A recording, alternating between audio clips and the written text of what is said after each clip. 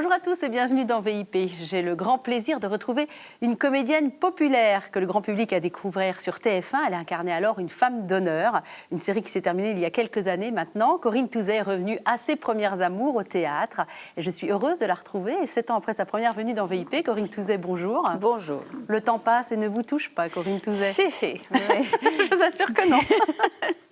Alors c'est vrai que vous êtes une comédienne populaire et moi j'adore ce mot, moi aussi. Populaire. On vient de perdre Galabru, c'est un acteur populaire avec tout ce que ça peut indiquer d'amour du public. Et Michel Delpech, Déjà. chanteur Et Michel populaire, Delpech, extrêmement aimé. Qu'on nous avions reçu dans VIP. Voilà, un chanteur populaire. Vous le prenez bien quand on vous dit que vous êtes une actrice populaire? Ah, moi j'en suis fière, c'est mon combat, hein, c'est mon fer de lance. Là je suis au théâtre depuis 10 ans, mais je pense qu'il y a énormément de gens qui sont venus nous voir et en tournée et ailleurs, qui sont venus voir la femme d'honneur entre guillemets, et qui reviennent depuis en me disant on n'avait jamais été au théâtre de notre vie, on est très très heureux de vous avoir rencontré, on est venu voir telle pièce, et qui sont fidèles. Ah oui, donc, vous avez fait venir au théâtre pour ouais, la première et je peux fois des vous dire personnes qui suivaient Isabelle Florent sur TF1. Et il y en a un paquet, il y en a Ah, des ouais. centaines et des centaines, hein, Ce qui est qui beau, me le c'est disent que systématiquement. Vous vous incrustiez dans le salon des gens avec Ouais. une série de Ouais. TF1 qui a tout de suite cartonné les premiers épisodes. Et aujourd'hui, ce sont les gens qui se déplacent. C'est quand même une autre démarche, hein, qui se déplacent pour venir vous voir en salle. Oui, puis plus que ça, c'est-à-dire que c'est devenu pour eux un rendez-vous. C'est-à-dire comme maintenant, je joue pratiquement 1 à 2 pièces par an. Vous voyez, par exemple, à Avignon cet été, où j'ai créé la pièce dont on va parler tout à l'heure, les gens sont venus, il y avait des résas dès le départ, et ils m'attendaient à la sortie, parce qu'ils savent qu'à Avignon, c'est particulier, on peut se parler après. Oui. On était venus l'an dernier, et maintenant, à chaque fois qu'on vous voit, on vient vous voir. Merci, parce que grâce à vous, et là, ils me sortent tous les petits flyers des pièces qui sont venus dans l'année en disant « ça c'est très bien, vous devriez y aller aussi », etc. Donc, il y a une sorte de fierté de ma part d'avoir pu faire que la télé amène, que l'on critique tellement, hein, parce qu'on dit que les gens sortent plus de chez eux, etc., et pu amener les gens au théâtre. Et que ce lien, finalement, affectif, perdure au-delà de l'écran. Oh là là, si Voilà. vous saviez. Tous mes partenaires sont un petit peu médusés, parce qu'au début, je les préviens. Je leur dis, il va y avoir du monde, il va falloir faire des signatures, etc.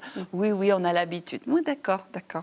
Et puis, vous pourrez venir, vous verrez, je vous invite avec plaisir bientôt aux variétés. Et voilà, il y a beaucoup de monde à la fin, et il y a beaucoup de dédicaces, et beaucoup de choses qui se passent où on se rencontre, on se parle, on se retrouve. Alors justement, parlons-en de cette pièce. Elle s'appelle Un nouveau départ. Il y a Christian Vadim aussi dans la pièce. Ouais. Je vais vous laisser citer les autres acteurs. Fanny Guyot, nous sommes que 3. Voilà, qui joue votre fille. Pour tout vous dire, la pièce vient de démarrer, donc je n'ai pas encore eu le temps de la voir, mais je vous promets que je vais venir. On va regarder l'extrait dans quelques minutes, mais on sent que c'est à mourir de rire. Et alors là, c'est ça qui est vraiment extraordinaire, je trouve. À la télé, vous ne pouviez pas développer une fibre comique très affirmée avec ce personnage de Jean Darmette.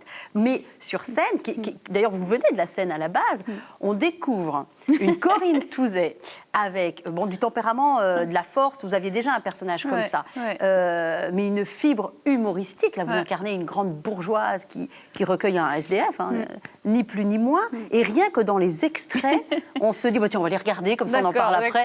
On se dit, il y a une puissance narrative et une puissance de feu comique assez jubilatoire. Oui, c'est grâce à l'auteur, ça. Hein, c'est grâce à l'auteur. La pièce Antoine est drôle. Roux. La pièce est Alors, on regarde l'extrait. Un nouveau départ. Qui vous a fait entrer? Personne, j'ai le code. Bon, écoutez, je suis pressée. Alors vous me laissez passer, vous ramassez vos petites affaires là, et puis vous allez vous installer ailleurs. Hein. Vous voulez pas dîner avec nous? Non, enfin, c'est-à-dire, je sais pas. Vous aviez prévu autre chose. Non, moi, je crois pas que ce soit une bonne idée, finalement. Bon, écoutez, vous, on vous a rien demandé, alors taisez-vous. Alors, acceptez-vous de dîner avec nous ce soir? Et ben voilà. Allez, asseyez-vous. Elle est pudique finalement, ma fille. Ça vous dérange si je fume une cigarette? Ah non, c'est Noël. Je vais vous sortir de là. Non, ça va, vous savez. Non, ça va pas du tout. Vous trouvez ça satisfaisant, vous? Vous êtes vu là sur la photo et vous avez vu à quoi vous ressemblez maintenant? Ah non. Je vais vous remettre sur des rails, moi, vous allez voir. Tu es la meilleure, Catherine. Aujourd'hui, c'est ce que je me dis à chaque fois que j'ai un rendez-vous important pour me mettre en condition. Catherine, tu es la meilleure. Catherine, tu es la meilleure. Essayez. Catherine, tu es la meilleure. Vous êtes un killer, Michel. Michel. Vous êtes un killer.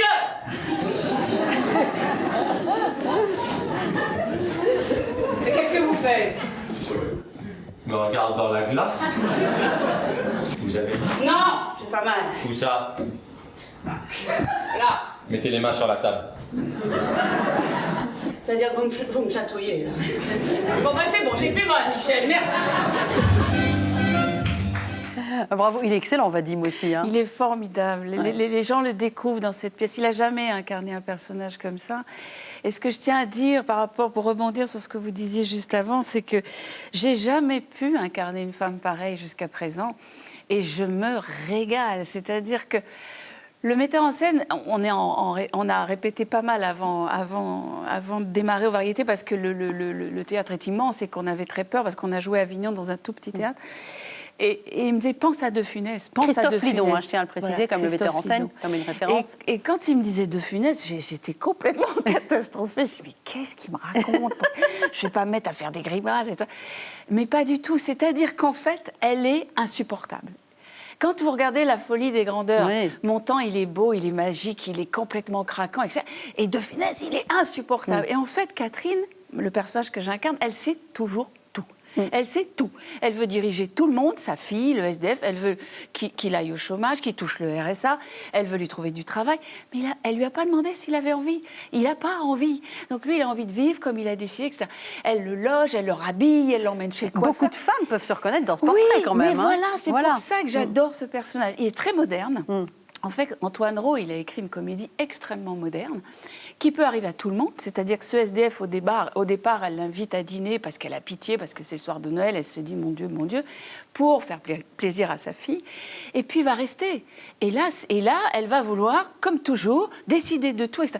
Des gens comme ça, j'en connais plein. C'est une executive woman. Ah ouais. Et on a un peu envie de les baffer des fois, de dire, laisse-moi respirer. Et en fait, c'est ça qui est extraordinaire dans l'écriture d'Antoine, c'est que c'est lui, alors qu'il dort dehors depuis des années, qui va changer la vie de cette femme. C'est fabuleux. Vous savez qui elle me rappelle? Catherine? Je ne sais pas. Non. Moi.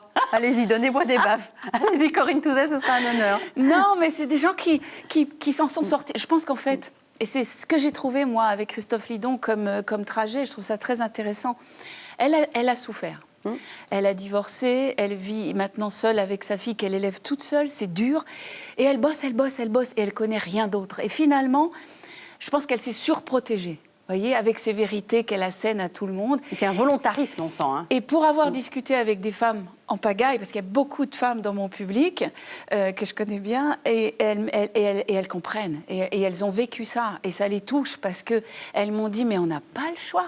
Comment vous voulez qu'on fasse autrement? Je dis, oui, bien sûr.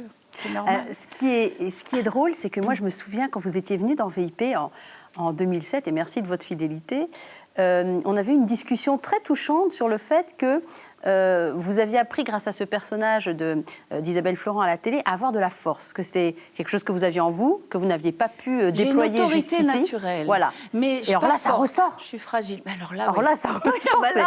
C'est elle impressionnant. m'épuise, hein, Catherine m'épuise. C'est de l'énergie, c'est une boule de feu en permanence. Et surtout, vous verrez quand vous viendrez voir la pièce, elle l'emmène, c'est un capitaine de vaisseau, c'est-à-dire que la pièce, elle l'amène du début à la fin. Donc dès que j'ai un tout petit coup de fatigue ou que j'ai un peu la fièvre ou que je suis un peu fatiguée, c'est mort. Donc je suis survitaminée, il faut que j'arrive jusqu'au bout et il faut que je joue en même temps, je suis en tournée sur un autre spectacle, donc c'est compliqué. C'est là où Vadim est très fin aussi, c'est que lui, il est obligé de jouer un peu en dessous, parce que son personnage est comme ça, et de ne pas surjouer, et c'est aussi ce qui est difficile à faire. C'est l'intelligence de l'écriture d'Antoine Rau. Et aussi, il a un personnage extrêmement touchant, extrêmement sensible, et ça va la faire basculer, en fait, cette sensibilité. Les contraires qui s'attirent, on connaît ça.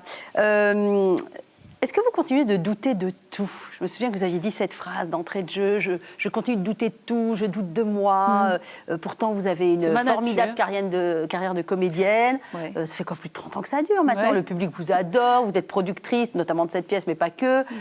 Ça carbure, quoi. Vous avez une fille qui va très bien, qui mène des études brillantes. Tout va bien. Qu'est-ce qui fait qu'on doute encore de soi, alors qu'on a l'impression comme ça de l'extérieur, que tout va bien? Oui, mais on a tous nos failles, on a tous nos secrets, Et ça fait partie de mes secrets. Et oui, je suis quelqu'un qui doutera, je pense, jusqu'au bout. En même temps, je pense, pour avoir discuté avec beaucoup d'artistes, que ce soit des sculpteurs, des danseurs, parce que je m'intéresse un peu à tout, je pense que le doute, c'est un moteur aussi, quelque part. Ce qui me sauve... on ne doute plus, quelque part, il y a quelque chose... Moi, si vous voulez, Depardieu a dit un jour, le trac, je ne connais pas, moi, je ne comprends pas. C'est un truc que je ne peux même pas... je sais pas, ça ne rentre pas dans... Je pense qu'un acteur, un artiste doit tout le temps avoir le trac, il doit tout le temps se remettre en question. Moi, j'aurais pu rouler comme ça pendant des années, en continuant à la télé, en étant une vedette de télé et en trouvant ça formidable, parce que j'ai eu cette chance inouïe.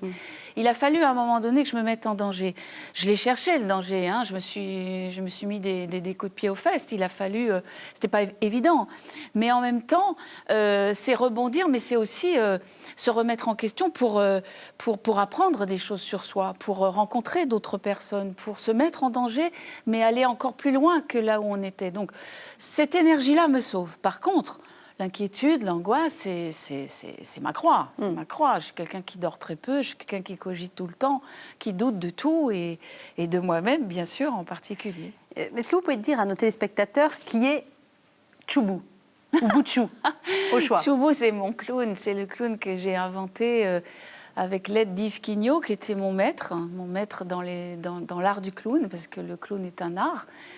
Un art et une psychanalyse, presque. Parce que trouver son clown correspond à une sacrée introspection personnelle. Absolument, bravo. Donc, je vois que vous avez lu, c'est bien, parce qu'il y a peu de gens qui savent ça, et ça me touche beaucoup. Et c'est vrai que, très très jeune, je pense que je cherchais une famille, je cherchais une colonne vertébrale, je cherchais un but. Et les arts du cirque m'ont énormément apporté. Donc quoi, structuré ? Structuré.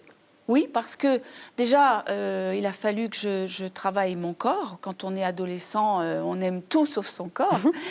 Hommes et femmes. C'est vrai que vous étiez jeune quand vous aviez démarré le clown vers 16-17 ans. J'avais 16 ans, oui.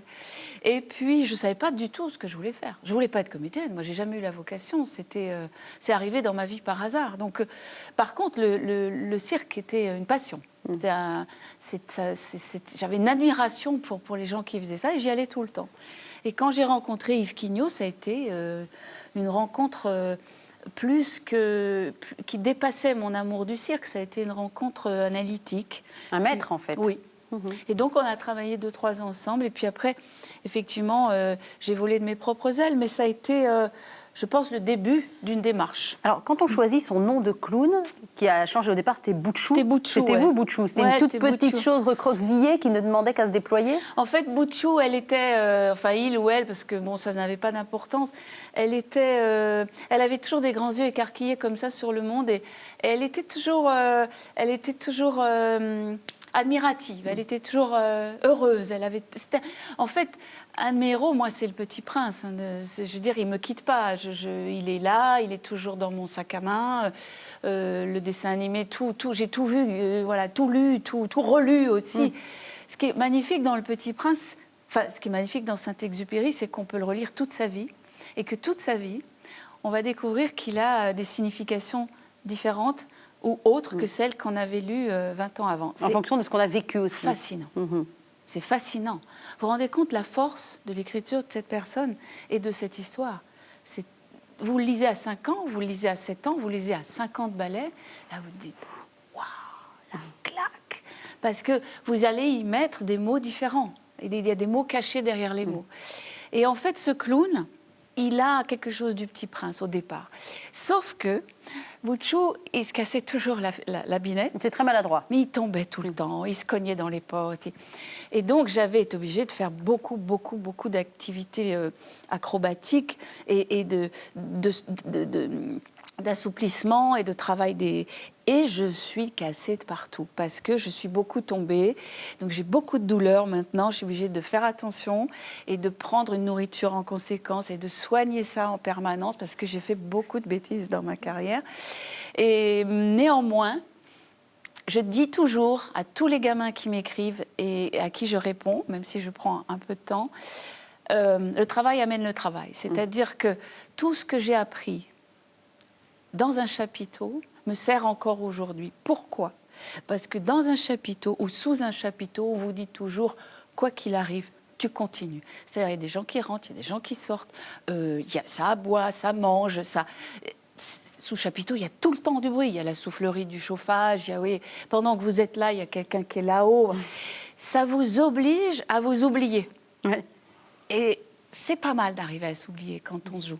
C'est pas mal. Donc vous conseillez à tous ces jeunes qui vous écrivent de commencer éventuellement par le si cirque c'est possible. comme école de la vie et C'est une école bonne de école. l'acteur. C'est une bonne école. Alors une autre école de l'acteur et surtout de l'actrice, c'est Romy Schneider. Je ne parle pas de la Romy de Sissi, je parle de la Romy de tous les autres films. Elle vous accompagne toujours, Romy Schneider? Toujours. J'y pense beaucoup. Et qu'est-ce qu'elle vous a appris ou qu'est-ce que vous admiriez chez elle en tant qu'actrice?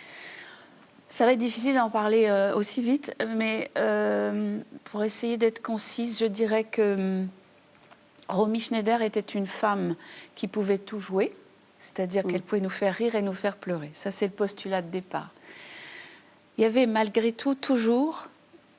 j'avais quelque chose en commun avec elle, qui était que derrière son sourire, il y avait toujours un peu des larmes. Et c'est cette fragilité sur laquelle vous vous retrouvez toutes les deux. Je suis très fragile. Je sais que ça paraît comme ça étrange, mais c'est comme ça. Et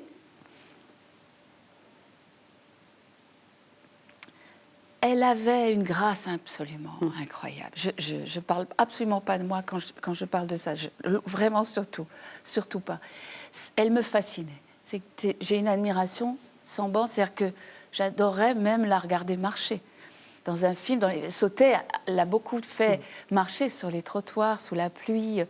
Lorsqu'elle sort de la maison dans César et Rosalie et qu'elle va s'asseoir sur la plage pour rejoindre Sami Frey, qu'est-ce que c'est beau, qu'est-ce que c'est juste, qu'est-ce que c'est simple.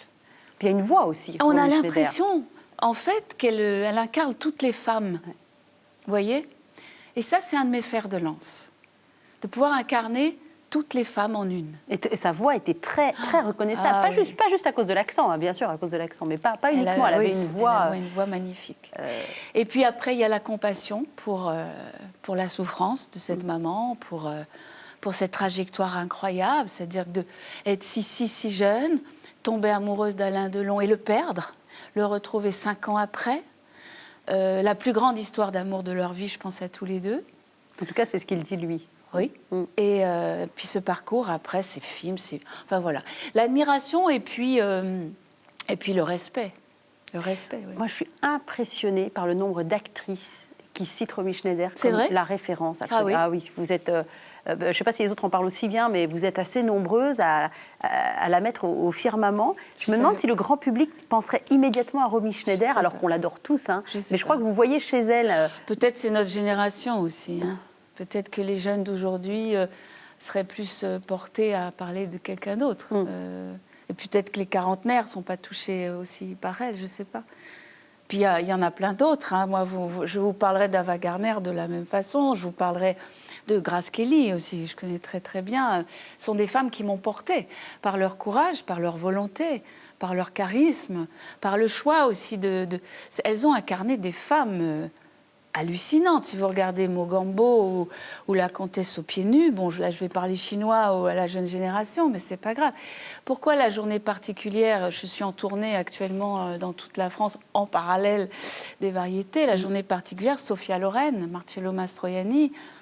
Sophia Loren, elle a incarné des femmes qu'on aurait pu toucher, qui sont palpables. Et reprendre des rôles comme ça, c'est un sacré challenge déjà à la base. Alors là, si je pouvais, voilà, je continuerais. Hein, il y en a un paquet. Hein. Et chez les hommes, vous avez qui comme référence en termes d'acteurs? Oh là là, alors j'ai une passion pour Robert Redford. Ça va paraître complètement moi kitsch aussi, hein. maintenant.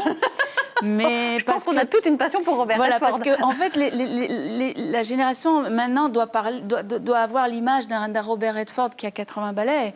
Sauf qu'il faudrait qu'il se penche sur les 150 films qu'il a fait avant et qui font partie mais moi, c'est de comme mon... Clint Eastwood. Ce sont des hommes d'un certain âge, mais qui même à leur âge ont une envergure, ont un pouvoir, ont une puissance. Il y a Mastroianni, il y a Gassman. Moi, le cinéma italien m'a fabriqué, m'a construite. Ah oui. Alberto Sordi, Nino Manfredi, Ouais, non, mais ça, c'est vos racines italiennes, yougoslaves. C'est des héros, c'est des acteurs énormes. Énormes. Je voudrais que tous les jeunes acteurs qui sont au conservatoire ou dans tous les cours de France regardent tous ces acteurs jouer, autant que notre génération a pu les admirer. Je parlais de vos racines. Qu'est-ce qu'il y a d'italien en vous? Oh, beaucoup de choses, mais ça rejoint les Antilles, c'est-à-dire qu'en fait, je me suis rendu compte avec Carteronne martiniquaise aussi, et puis un peu yougoslave. Papa, alors. maman, Allons-y. papy, mamie, tout ça. Mais tout ça se mélange aujourd'hui, c'est-à-dire que, en fait, ce que j'aime de l'Italie et des Italiens, c'est leur joie de vivre. C'est-à-dire que ce sont des gens qui sont profondément... Comme la Martinique, alors. Oui, c'est pour ça que je vous parle de ça. Sauf que il va y avoir un côté over dramatique, ça fait très chic, là je me la pète. C'est un peu trop dramatique aux Antilles par moment. Mais les Italiens, ce que j'aime, c'est quand ils pleurent, ils rient et ils chantent en même temps. Une légèreté, quoi. Voilà. Ils ont beaucoup de problèmes. L'Italie va très mal en ce moment, beaucoup plus mal que nous. On est en position quand même pas stable. Mais les Italiens, c'est un beaucoup plus petit pays qui va très très mal et qui souffre énormément. Malgré ça, quand vous allez là-bas, et j'y vais beaucoup, vous continuez à pouvoir aller au bar en bas de chez vous, prendre un petit café, puis vous mettre à parler avec tout le monde à la terrasse du café, qui vont, les gens, et comment stai, ma qui sei, ma che fai, et ça y est, c'est parti. Alors, ils vous racontent leur vie, vous leur racontez la vôtre, vous n'avez jamais vu de votre vie, et le soir, qu'est-ce qui se passe? Vous vous retrouvez à aller manger chez eux parce que vous êtes invité, parce que maman ce soir fait des spaghettis à l'evangole et que c'est les spaghettis que je préfère. Bon voilà. Et le week-end, finalement, le dimanche, on va tous à la mer. C'est des gens que je ne connaissais pas 2 jours avant. Ça, en France, ça n'existe pas. Non, c'est pas possible. Aux Antilles, tous les dimanches ou les samedis, en fonction de ce, voilà, les familles entières, papy, mamie, et avant, et les tatas, les tontons, les cousins, tout le monde se retrouve sur la plage et on va pique-niquer. Tous ensemble, mais tous ensemble. Il y a les glacières, il y a les parasols. Alors, on peut ne pas aimer ça, mais c'est tellement génial que avec les années, je me suis aperçue qu'en fait, ces 2 origines qui font partie de moi, qui sont dans mon sang, qui n'ont rien à voir l'une avec l'autre, se mêlent et se rejoignent. Alors, je vais rajouter du sang yougoslave. Oui. Qu'est-ce qu'il y a de yougoslave en vous? Alors là, par contre, je vais assumer, à l'âge que j'ai, de dire que c'est un petit côté tragique chez moi. Un petit côté Slave. tragédie. Ouais. Les Slaves, moi, je suis quelqu'un qui pleure beaucoup. Mais c'est parce que ça sort. C'est pas pleurniche. Non, non. Je pleure. J'ai grosses larmes. C'est un torrent de larmes. Et c'est slave, ça. C'est-à-dire que vous êtes amoureux, vous pleurez. Vous êtes triste, c'est dramatique. C'est la fin du monde. Vous êtes heureux, c'est le plus beau jour de votre vie. Vous voyez ce que je veux dire? Et ça, c'est quand même très, très simple. Vous êtes épuisante, hein? Je suis épuisante. Je suis épuisante. Je m'épuise moi-même. Et c'est pour ça que je suis souvent fatiguée. Mais en même temps, je fais beaucoup de choses. Et voilà, il y a ce que j'allais dire. En même temps, femme d'engagement, je me souviens très bien qu'il y a 2007, ça va faire 7-8 ans, 8 ans, nous avions parlé de votre amour des animaux. On avait parlé chats et chiens. On va continuer veau, vache, cochon. On va s'arrêter au veau.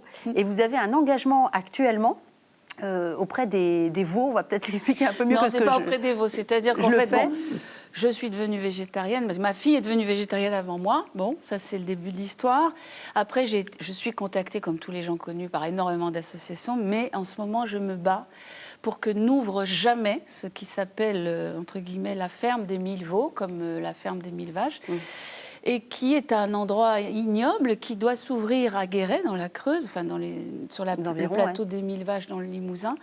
Et je soutiens une association qui s'appelle OEDA, c'est-à-dire qui lutte pour que les animaux des abattoirs soient étourdis. Contre la souffrance animale, voilà. Qu'on les étourdisse avant de les abattre. Et ça n'est toujours pas voté, et ça fait des années que ça dure. Et ce qui compte le plus pour moi aujourd'hui, c'est de dire qu'on ne peut plus accepter de manger de la viande qui a autant souffert. C'est-à-dire qui a souffert pendant toute sa vie, mais qui a souffert en mourant. C'est une usine où les veaux vont être engraissés pendant 9 mois sans bouger de 15 cm de l'endroit où ils ont été amenés. Et ils seront sortis par des grues, d'accord, pour être abattus dans le département voisin, je ne sais plus comment ça s'appelle. Oui, ils prennent de la masse en très peu de temps. Voilà, et ça ne peut pas exister. C'est 1000 veaux, j'allais dire 1000 animaux, mais c'est 1000 veaux, avec, comme vous allez me dire, comme les poulets, comme tous les autres. Mais là, c'est ignoble. C'est-à-dire que vous ne pouvez pas... Personne ne peut tolérer, si vous voulez, qu'un animal aussi fort, aussi impressionnant et aussi doux soit engraissé dans ces conditions-là. Parce qu'en fait, sur l'étiquette, ce sera marqué élevé en plein air, sur plateau Voilà. d'élevage. Donc, on nous vend de la nature, des cucuis, Donc des voilà. petits oiseaux. Et pour aller au centre du problème, sachez que nous avons écrit au président de la République, nous avons déposé avec des tas de choses dont je ne peux pas parler aujourd'hui, mais importantes, un dossier auprès du procureur de la République, et que nous essayons de faire en sorte que si vous avez un esprit un peu citoyen, vous veniez avec nous manifester le 26 mars, à 26 Guéret, mars dans la à Creuse. Guéret, pour que n'ouvre jamais cet endroit. Vous y serez ? Bien sûr, car, ce qui est important de dire, dans les personnes qui possèdent cet endroit, il y a 3 élus de la communauté de communes du Limousin. Donc, il y a un conflit d'intérêts. Et c'est grâce à ce conflit d'intérêts qu'on essaye que ce centre n'ouvre pas. Alors, moi, je vous souhaite autant de monde le 26 mars à Guéret, dans la Creuse, qu'il y en a actuellement dans la salle du Théâtre des Variétés, pour cette pièce qui marche du feu de Dieu, un nouveau départ. Et je vais accueillir sur ce plateau notre deuxième invité qui fait du rap chrétien. Je ne sais pas si vous avez déjà écouté du rap chrétien. Non. Corinne Touzet, ce sera une première. On l'appelle Nino ou El Nino, ou El comme un peu Nino, comme on veut, on va dire ça. C'est pas un ouragan. Installez-vous, El venez Nino. voir avec nous. Je suis ravie de le recevoir dans cette émission. C'est une première. Bonjour. Bonjour. Bonjour. Le rap peut être chrétien. Nous, on a déjà reçu des rappeurs chrétiens et c'est toujours des histoires très, très fortes. Je suis ravie de faire votre connaissance. On a un quota de beaux gosses dans l'émission. Il faut quand même le savoir. Oui, je suis flattée. C'est obligatoire, en fait. Mais peut-être avant qu'on s'intéresse à vous et à votre parcours qui est très riche, je voudrais savoir ce que vous avez retenu de cette première partie d'émission, puisque vous étiez en coulisses, vous avez écouté Corinne Touzet, que vous n'auriez sans doute jamais rencontrée ailleurs que sur ce plateau, très certainement. Vous en avez retenu quoi de cette première partie ? La beauté de l'art, en fait. La beauté de l'art dans le sens où, notamment à travers tout ce qui touche à l'expression orale, notamment en l'occurrence avec le théâtre, qu'il était possible de faire passer des messages ou autres choses, sujets qui nous portent à cœur. Voilà. Parce que finalement, vous avez la scène en commun. L'une, évidemment, comme comédienne, vous, comme musicien, chanteur, rappeur. On vous a vu au Angel Music Awards. C'est ça, oui. Vous y étiez. J'y Angel étais. Music Awards, c'était la toute première grande cérémonie de remise de prix de musique chrétienne. Ça aura lieu tous ah, les ans, au mois d'octobre. super. C'était une grosse soirée à la salle Wagram. Et oui, vous y Et étiez. c'est sûr que dans le rap, et celui-là en particulier, il fait passer des messages qui lui sont chers. Dans cette pièce, on fait passer, grâce à Antoine Roll, l'auteur, des messages de partage, de fraternité, de regarder l'autre autrement. Vous voyez, finalement, on peut, en étant heureux et toucher le plus grand nombre, faire passer de jolies choses. C'est important. Exactement ça. Vous vous êtes dit, en regardant ne serait-ce que l'extrait, que vous y passé un peu les mêmes messages de fraternité, d'amour, de parlons-nous, de vivre ensemble. C'est ça. Effectivement. Dans le message vraiment qui est véhiculé dans la pièce, je me suis vraiment reconnu, notamment au travers des thématiques que moi je peux aborder. C'est vraiment des choses, il y a beaucoup de similitudes en fait. Alors on va peut-être expliquer, on a 2 extraits à vous montrer qui expliqueront un petit peu ce que fait. Vous dites Nino ou vous dites El Nino? El Vous Nino. dites comment vous El Nino. jouez un peu sur le... C'est ça. Ah oui, c'est un ouragan. Ouais, mais El Nino, c'est le petit enfant aussi. Donc C'est ça. Voir le petit enfant Jésus, quoi. Expliquez-nous un peu votre parcours. Comment on en arrive à faire du rap chrétien, alors que le rap à la base est plutôt une musique, certes de message, mais qui est assez, qui peut être assez frontale, assez dure. Moi, j'ai commencé donc le rap dans mon quartier. J'habite donc à Aulnay-sous-Bois dans le 93. J'ai commencé le rap, je devais être en classe de 6e au collège. Ça a vraiment été par passion au départ. Mais un déversoir de rage au départ, comme ça les Voilà, souvent c'est ça. Voilà. C'était vraiment perçu comme un exutoire, un moyen vraiment de s'exprimer avec les amis. Mais qu'est-ce qui n'allait pas dans votre vie à ce moment-là, en 6e? En 6e, tout allait bien, mais c'est plutôt vers le lycée. Voilà. C'était vraiment on va dire, la grosse période de l'adolescence. Et j'avais vraiment besoin de m'exprimer, quoi. Parce que, de moi-même, j'avais du mal vraiment avec mes mots, de dire ce qui me tenait à cœur. Et donc le fait d'écrire, en fait, vraiment, c'était vraiment mon exutoire. Et donc voilà, au départ, les propos, on va dire, étaient assez révolutionnaires, entre autres. On parlait beaucoup du quartier. Moi, ce qui m'a vraiment frappé, c'est l'époque 2005, notamment avec les émeutes. Ouais, les Je l'ai émeutes dans les vraiment, quartiers, ça a voilà, été d'une je l'ai violence vraiment inouïe. vécu de Il très parlait de près. guerre civile aux États-Unis en parlant de la France à cette époque-là, je m'en souviens. J'ai vraiment vécu cette période de très près. Donc Et besoin de cracher ça, quoi. c'est ça. Et De très près, c'est-à-dire quoi? Vous avez vu des voitures brûlées, vous avez été en plein dedans, quoi. En plein dedans. Et c'est vraiment une thématique aussi qu'on a beaucoup abordée. Et la musique chrétienne, c'est venu comment? C'est venu en 2011, suite à mon départ au JMJ de Madrid.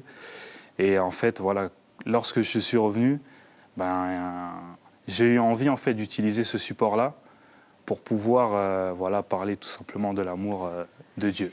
Je peux me permettre de vous poser une question parce que je pense que je sais déjà la réponse. Vos parents vous emmenaient à l'église le dimanche. C'est ça, oui. De manière un peu De manière traditionnelle. traditionnelle. Mais à un moment, il faut le rechoisir. C'est Voilà. important, c'est très important. Je trouve que c'est très important. C'est très important Que ses parents aient eu cette démarche. Certains ont arrêté, ont baissé les bras et en ce moment, on parle beaucoup, on a parlé beaucoup de la commémoration des événements, des attentats, etc. Je pense que l'éducation, c'est le seul moyen de s'en sortir. Et vous devez savoir ça bien mieux que moi à Aulnay-sous-Bois. Et il y a des parents qui ont craqué et qui ont arrêté de s'occuper de leurs enfants parce qu'ils étaient dépassés. Ouais. Et je pense que l'Église, ou quelle que soit votre confession, peu importe, faire ensemble quelque chose le dimanche où la famille va se retrouver, prier un Dieu ou ne pas prier un Dieu, mais en tout cas être ensemble et ne pas laisser les enfants seuls dans la rue, ce qui est le cas généralement dans ce département. C'est pas, je dis pas que j'ai la solution parce qu'il y a plein d'autres gens qui s'occupent de ça avant moi depuis toujours et je pense que vous occupez aussi de jeunes, si j'ai bien lu sur Internet. Mais je pense à ça. Je voulais lui poser cette question parce que moi, j'ai vécu ça et je pense que c'est important. C'est une sorte de base pour plus tard, peut-être. Il a eu cette prise de conscience après. Et vous aussi, vous avez été structuré par les valeurs chrétiennes. Et vous continuez de par ma l'être, grand-mère. d'ailleurs. Les Antillais sont très pratiquants, vous savez. Mamie, elle priait tous les matins avec son chapelet. Moi, quand j'allais dans sa chambre, ma grand-mère est martiniquaise, elle avait son chapelet, elle égrenait son chapelet avec sa Bible. Celui tous qui les ne vous jours. quitte jamais, qui est toujours dans votre sac à main. Absolument, Ouais. il est là. On va regarder un extrait de ce que fait El Niño. On va commencer par 93 rue de la Miséricorde. Alors c'est important parce que on vient d'ouvrir l'année de la Miséricorde et le pape François vient de sortir son premier livre, Le nom de Dieu et Miséricorde, qui est paru le 14 janvier. Donc c'est vraiment... c'est le mot, c'est pas que c'est un mot à la mode, c'est que c'est un mot d'une fécondité incroyable et que le pape a décidé de mettre à l'honneur, évidemment. Vous rebondissez dessus avec un texte. On écoute, on en reparle. 93 rue de la Miséricorde, El Niño.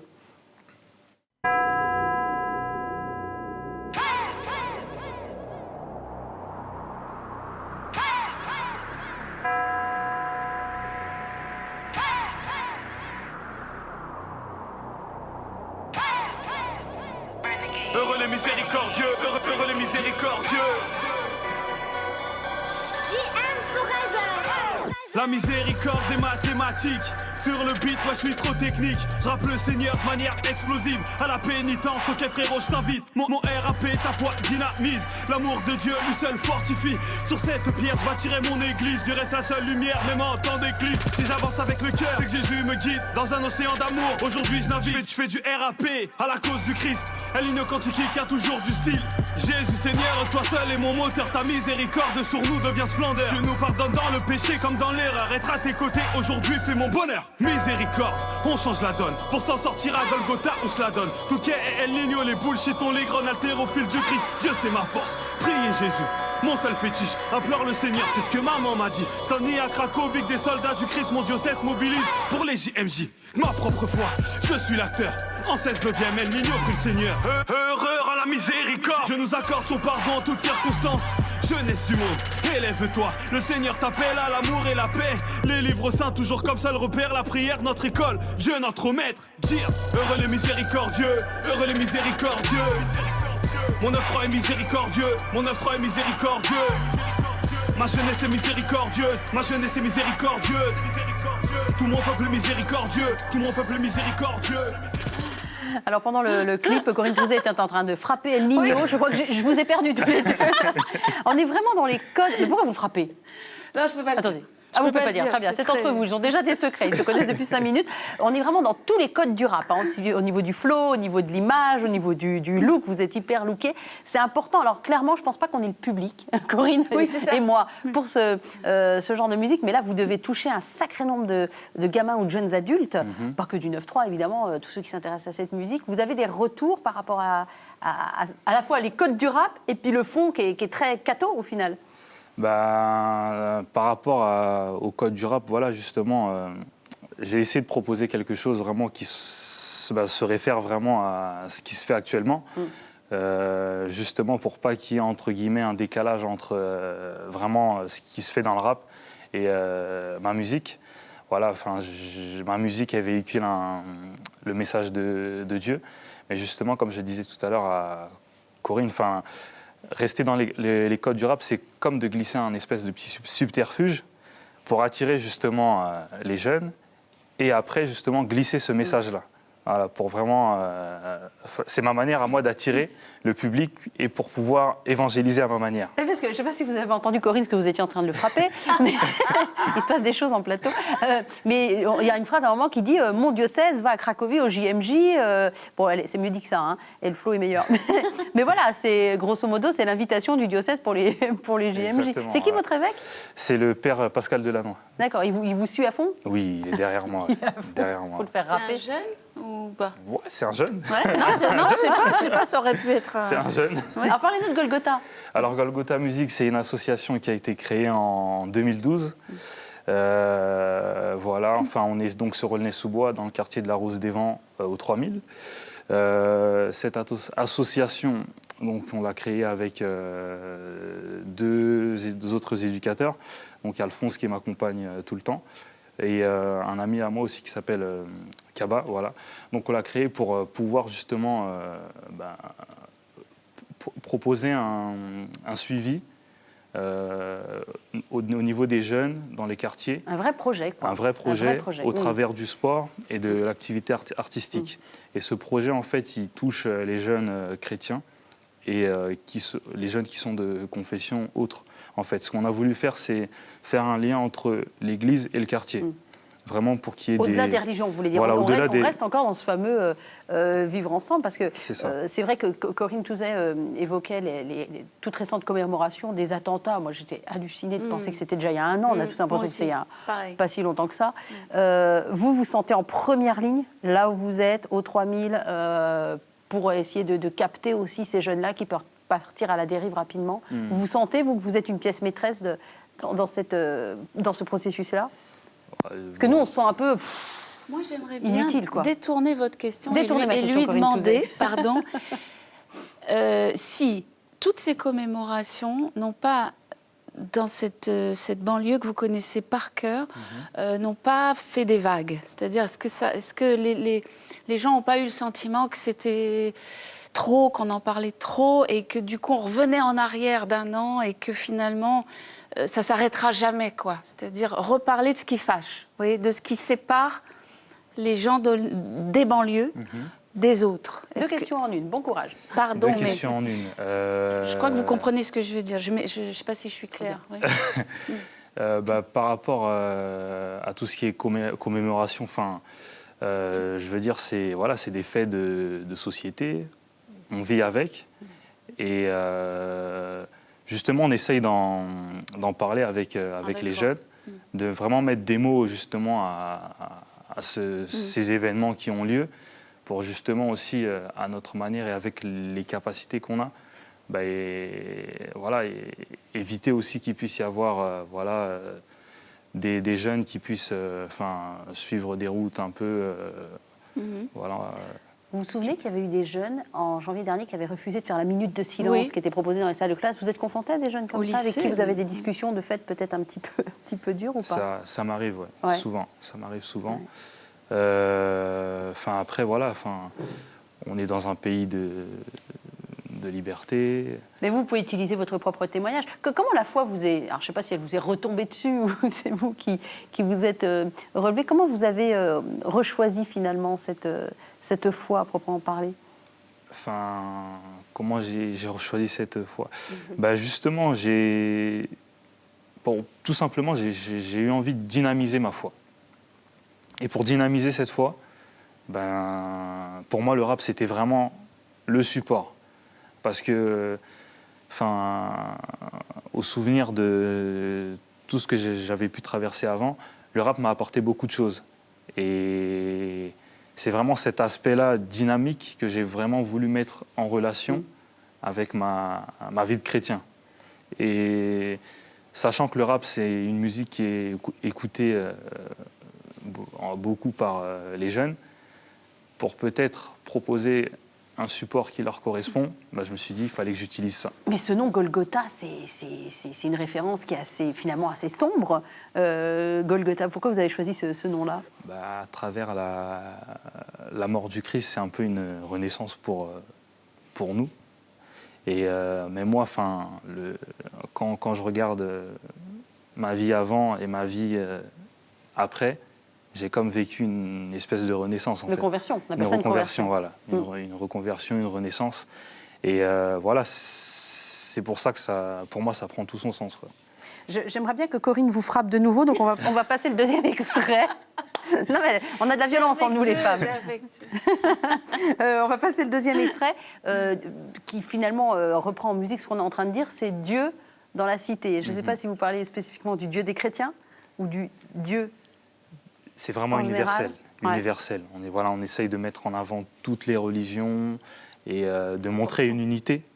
Et que dans un quartier, Dieu peut aussi unir les gens. On peut s'unir à travers Dieu. Voilà. Dieu dans la cité, c'est parti. Stop au cliché sur la banlieue. Fort comme l'amour qu'on méga pour Dieu. Prêt à montrer une autre image que celle de France 2. Notre quotidien, c'est pas que des voitures en feu. Ils parlent de nous sans même nous connaître. As-tu déjà vu mon Tiex? Un jour de prière. Du dimanche au vendredi, chez nous, les peuples se prosternent. Pour chasser les démons, on n'a pas besoin de gros sel. On véhicule des valeurs telles que l'entraide. La banlieue, c'est pas paradisiaque, mais c'est pas non plus l'enfer. Des quartiers en alerte sur différents jours de la semaine. On garde la foi, bien qu'hostile soit l'atmosphère. Que nos lieux de culte puissent rester des repères. Des lieux d'échange et de partage culturel. On renonce à être perçu comme des symboles de l'échec. Dieu dans nos quartiers soit un repère pour la jeunesse. Dieu dans nos quartiers, Dieu dans nos cités. Oui, il est présent. Béni soient les cités de France. Dieu dans nos quartiers, Dieu dans nos cités. Si sa parole rassemble, moi je suis partisan du vivre ensemble. Dieu dans nos quartiers, Dieu dans nos cités. Oui, il est présent. Béni soient les cités de France. Dieu dans nos quartiers, Dieu dans nos cités. Si sa parole rassemble, moi je suis partisan du vivre ensemble. Alors, nouvelle fan de rap chrétien, Corinne Touzet. Non, mais c'est les paroles qui sont, elles sont essentielles, ces paroles. Et surtout que c'est les banlieues telles qu'on ne les montre surtout pas à la télévision. C'est ça, ouais. C'est vraiment ce que vous avez voulu ça fait du bien défendre, le côté très positif, très criant. Une autre image de la banlieue, tout ce côté-là qui, justement, n'a peut-être pas été mis en avant par la télé. Voilà, c'est vraiment ça la démarche, quoi. Vous partez au JMJ, là, en juillet? Oui, si tout va bien. Si tout va bien. Et vous allez vous occuper de jeunes ou vous allez plutôt animer une scène? Enfin, comment ça se passe quand on est artiste chrétien? Quand on est artiste chrétien, on est souvent amené à faire des scènes. Donc, avec plaisir. Si j'en ai l'occasion, je ferai une scène. Et je souhaite justement faire une scène là-bas. Donc, Les JMJ, c'est vraiment, alors je suppose que vous n'avez pas eu l'occasion de les faire, Corinne Touzet, mais une fois dans sa vie, s'il y a des jeunes qui nous écoutent, et je sais qu'il y en a et qui nous regardent, allez une fois dans votre vie au JMJ, offrez-vous cela. C'est une expérience, moi j'avais fait Rome, exceptionnelle, ça change une vie. Hein. C'est vraiment, c'est pas juste de voir le pape, c'est pas juste ça, c'est cette côté vivre ensemble, être ensemble. Quand vous êtes 2 millions de personnes de tous les pays du monde, ensemble, c'est quand même bouleversant. Je ne sais pas si vous avez eu l'occasion, Corinne Touzet, de vivre des images à la télévision qui m'ont toujours donné envie d'aller à Rome. Toujours. Ouais. C'est impressionnant, mais ça, on le sent à la télévision. Donc j'imagine que quand on y est, ça doit être quelque chose. J'ai très envie de le faire. Je le ferai. Vous allez y aller avec le FRAD, vous, parce que ça a été important dans votre... Avec le Le frat? Non, du tout, avec les jeunes de la Seine-Saint-Denis. Les jeunes plus largement de la Seine-Saint-Denis. Seine. Alors, si vous croisiez le pape François tous les deux, vous lui diriez quoi? Ça, j'adore, c'est les moi, questions de c'est mon journaliste, héros. Cato. C'est mon votre héros? J'ai sa photo dans mon bureau avec C'est son petit parapluie au soleil. Là. Ah oui, c'est mon héros. C'est un héros. Racontez-nous ça. C'est Rocky plus... il les a tous avalés. Bruce Willis, tous, il a tout mangé. Pourquoi? Parce qu'il d'abord, il parle à tout le monde et quand il parle, on comprend tout. Moi, je suis désolée, mais catho pratiquant, c'est bien. Mais des fois, quand il parle, on comprend rien. Donc le pape François, je vais me faire tuer, mais c'est pas grave. Maman, ne m'en veux pas. Le pape François, quand il s'exprime simplement. Une accessibilité parle, première. Normalement, C'est vrai. déjà. Ensuite, il a pris position certaines fois de façon extrêmement courageuse, je trouve formidable. Il ne s'est pas fait que des copains. D'ailleurs, il paraît, j'ai lu 2-3 pages dans Le Monde, où comme quoi il y avait 3-4 couteaux qui étaient déjà plantés dans son dos, comme ça, virtuellement, ne serait-ce qu'au sein de... Voilà, c'est pas évident ce qu'il est en train de faire comme parcours, vu de là où il est parti. Il a même dit à un moment que si ça continuait comme ça, il allait partir. Donc je souhaite qu'une chose, c'est qu'il ne parte pas. C'est un pape qui est très jeune dans sa tête, qui est très moderne. Et je pense qu'il y a des millions de jeunes aujourd'hui qui aiment cette personne et ce discours, qui change d'habitude et qui fait beaucoup de bien. Il a eu cette phrase hein, d'aller aux frontières, d'aller justement dans les cités, je pense que ça a eu une sacrée répercussion, un sacré écho, pas qu'à Aulnay-sous-Bois, un petit peu partout. C'est qui pour vous le pape François? Pour moi, je le définirais en 2 mots. Ce serait proximité et simplicité. J'ai l'impression vraiment, c'est quelqu'un qui est vraiment proche des gens. Proche des gens et très simple dans le sens où c'est une personne qui peut aller côtoyer les plus pauvres. Et voilà, aujourd'hui, je pense qu'il y a beaucoup de jeunes qui se reconnaissent à travers lui. Parce qu'il a beaucoup fréquenté les bidonvilles, les favelas, et tout ça aussi. Il a ce passé-là. C'est ça. Et ce présent, il a d'ailleurs. pris des positions sur l'homosexualité. C'était un sujet tabou, l'homosexualité des prêtres, la pédophilie, les immigrés, il est là, il est en 2015, il est planté dans le sol. Vous savez ce qui m'a le plus impressionné quand il a été élu? Donc c'est pas compliqué, c'était le 13 mars 2013 et quelques jours après, pour tout vous dire, je venais d'accoucher de mon dernier. Donc j'avais rien que ça à faire à la clinique de regarder les discours du pape. Et là, il y a l'émission de Laurent Ruquier, vous savez l'émission du soir, On n'est pas couché. Laurent Ruquier, anti-catho primaire quand même. Qui dit « Je trouve ce pape formidable ». Je ne sais pas, il dégage quelque chose. Et pendant 5 minutes, il fait une éloge de ce pape qu'on n'avait pas encore beaucoup entendu. Mais dans le peu qu'il avait déjà dit, déjà quand il est apparu au balcon Place Saint-Pierre, et dans ce qu'il avait déjà pu dire, voir un homme comme Laurent Ruquier faire l'éloge du pape, je me dis là, on a marqué des points. Là, on a marqué des points. Et beaucoup d'artistes, vous qui êtes dans des milieux d'artistes tous les deux, beaucoup d'artistes qui peut-être n'avaient pas d'affinité spécifique avec les papes d'avant parce qu'ils ne les comprenaient pas ou ils se contentaient peut-être aussi un petit peu de caricature. D'un seul coup, on peut-être raccroché un petit peu plus avec cette religion qui est très très vite caricaturée, très vite, on nous met tout de suite du côté des poussiéreux, des vieux, des bons achetés, alors que c'est tellement pas ça. C'est tellement pas ça. Et vous le prouvez d'ailleurs. Vous le prouvez. Un petit rap devant le pape?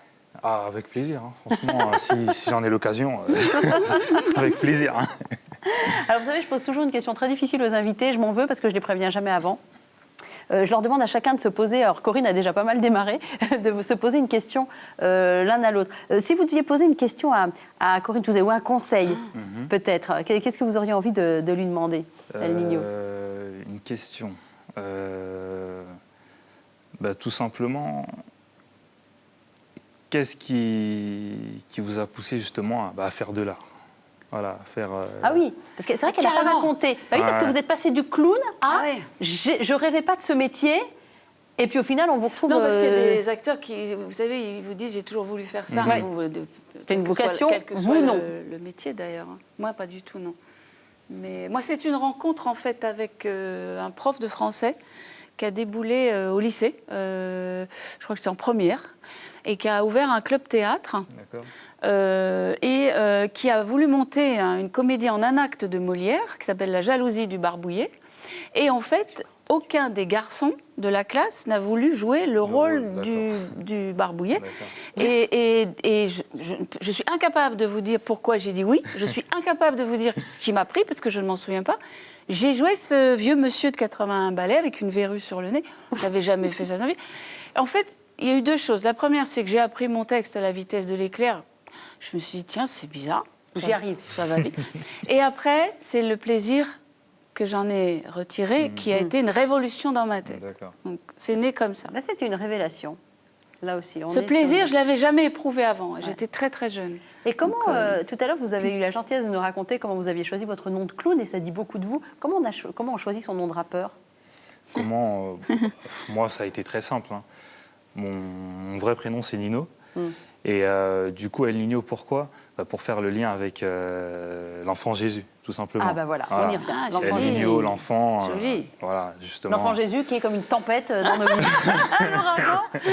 C'est un peu capillotracté, mais j'y arrive. Hein. Et voilà, on est tous des enfants de Dieu. Donc voilà pourquoi El Niño, tout simplement, l'enfant. Voilà. On veut acheter vos musiques, on veut vous écouter, on veut vous voir. Qu'est-ce qu'on fait, El Niño? Alors, il y a la page Facebook, Ouais. El Niño, la bonne nouvelle. Voilà, la page Golgotha Musique aussi. Donc, ce sont bien les sûr. 2 pages. Et donc, concernant les CD, tout est disponible sur iTunes.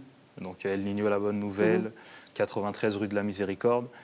El Niño, la bonne nouvelle, Renaissance. Voilà, iTunes, sur le site de la FNAC, Deezer et autres. En tout cas, merci pour cette proposition forte, artistique et évangélisatrice. En tout cas, bravo à vous. On vous souhaite longue vie. Revenez Merci. nous voir dans VIP. Avec plaisir. J'espère vous revoir aussi sur la scène des Angel Music Awards. Alors, Corinne, il faut que je vous explique en fait. En fait, c'est déjà plein le théâtre des variétés, donc ça c'est le problème. Il va falloir vous y prendre un petit peu en plein avance. jusqu'au mois de juin. Il Voilà. reste plein de C'est jusqu'au places. mois de juin que vous jouez au théâtre des variétés? Jusqu'au mois de mai. Jusqu'au mois de mai. Un nouveau départ. En tout cas, allez-y. Il y a aussi une tournée qui va... Tournée septembre à décembre, dans voilà. toute la France. Il ne serait pas totalement idiot de réserver dès maintenant. Merci beaucoup pour cette proposition théâtrale aussi, où on vous retrouve avec... c'est ça, c'est une certaine jubilation, Ouais. en fait. Vous et Vadim, vous l'embrassez. C'est vrai, on est heureux tous les deux. Oui. Et vous 3. Merci beaucoup, Corinne Touzet, pour cette générosité, cette simplicité. On adore. Merci et merci à tous les 2. Merci. Au de revoir. même. Merci à vous.